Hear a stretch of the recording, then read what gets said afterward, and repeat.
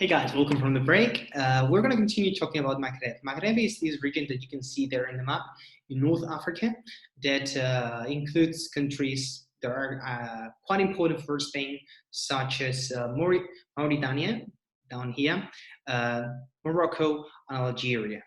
Why is Maghreb and strategic aim for Spain? The first reason, obviously, is because geographically we're connected to them. I mean, by the end of the day, there's only a couple of miles that separate Spain from Morocco, and that makes it a must that we have good relations with Maghreb. Actually, the first state visit that any president of the government, Spanish president of the government, always does is to go to Rabat to meet with the king of Morocco. But why, besides that, is the relation with these countries important for Spain? The first reason is actually has to do with security, so to say, and we can talk about two dimensions of this security.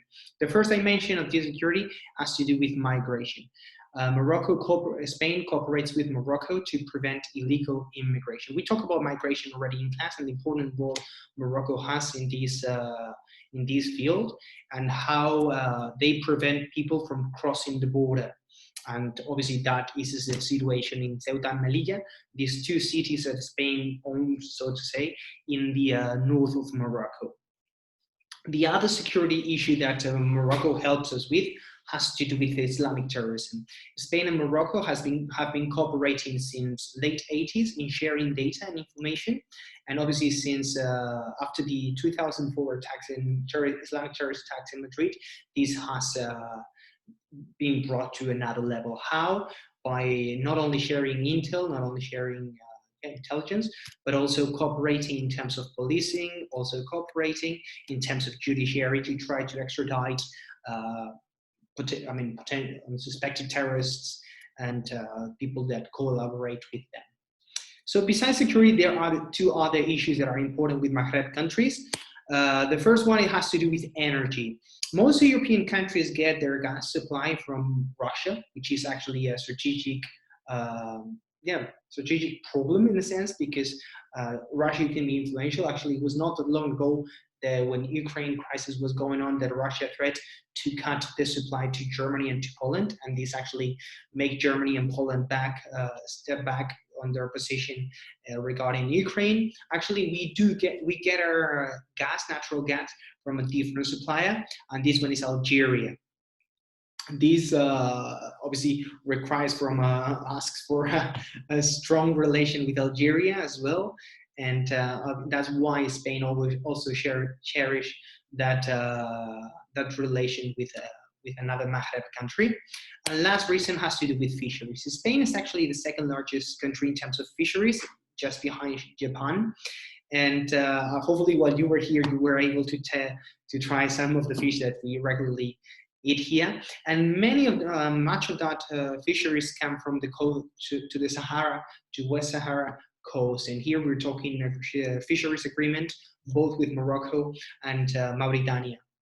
And that's why we still consider Maghreb a strategic game. So because of these three reasons, security, energy supply, and fisheries, is why Maghreb is so important as a strategic partner for Spain, a strategic game for Spain. And the last one, that actually all these strategic games have taken them from our documents of our Ministry of Foreign Affairs. And the last one that we consider are the United States. The United States has to be a strategic ally because of the position of the United States in the world, the role as hegemon in the world.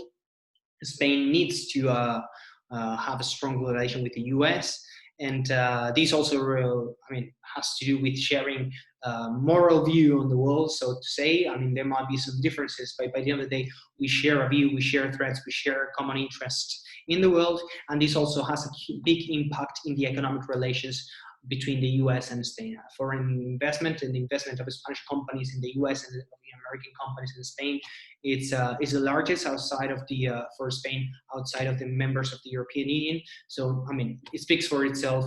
And and this relation depends a lot on the color of the government. When both are conservative on both sides of the Atlantic, this relation tends to be better.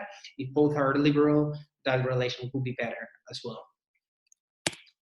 And now let's talk about other dimensions of Spanish foreign policy for Spanish foreign affairs, and it's the Spanish participation in international organizations. This has varied as well over time. I'm only going to talk about two. I'm going to talk about the United Nations and International Monetary Fund. I mean, I don't have time to talk about any other, but let me talk about Spanish role in the United Nations. As I was saying, this has changed over time, and also the position of Spain in these international organizations. For example, if we go back to 2000, 2004, when Aznar was president of the government, the importance of the United Nations and what Spain was seeking in the United Nations was a position in the Security Council. And actually, we got it. I mean, one of the non-permanent positions of the Security Council. Why? Because Spain wanted to be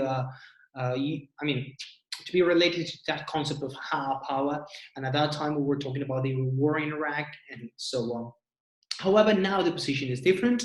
For example, Spain, when the summit in Chile was cancelled, the Climate Action Summit in Chile was cancelled, to take over this summit. So the last Climate Action Summit took place in Madrid in the fall of 2019. So Spain is trying to be more influential in that kind of arena by trying to bring these kind of summits and these kind of events to our own soil.